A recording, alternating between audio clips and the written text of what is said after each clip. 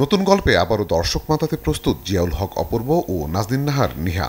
এ জুটির নতুন নাটকের শিরোনাম মায়া পাখি। চলছে নাটকটির দৃশ্য ধারণের কাজ।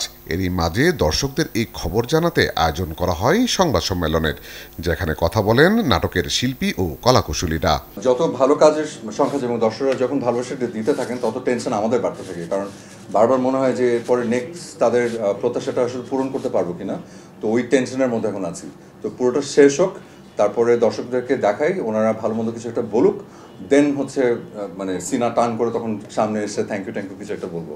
গল্পটাও সুন্দর, সেটা নিয়ে কিছু বলার নাই। গল্প নিয়ে শৌখিন ভাই আছে, শৌখিন ভাইয়ের উপর আমার ভরসা আছে। অপূর্ব ভাই আছে, সেটার উপর আমার ভরসা আছে। আমার ক্যারিয়ারে আমি বলবো যে সব থেকে বেশি রেসপন্স পেয়েছি ওই দুইটা কাজ থেকে।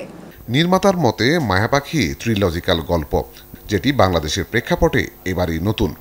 এর আগে এই জুটিকে নিয়ে ট্রিলজিক্যাল সিরিজের আরও দুটি নাটক দেখেছে দর্শক। 3 সংখ্যার প্রতি আমার একটা প্রেম আছে। হ্যাঁ, তো যে কোনো কিছু 3টা করতে আমার খুব ভালো লাগে। আগে থেকে 3টা প্রজেক্ট আমাদের সেট করা এবং 3টা নিয়ে আমরা কনফিডেন্ট ছিলাম।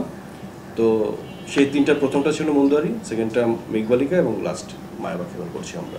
জাকারিয়া শৌখিন পরিচালিত চলতি বছর ভালোবাসা দিবসে মন্দোয়ারি নাটক দিয়ে একই সঙ্গে হাজির হয়েছিল অপূর্ব ও নিহা।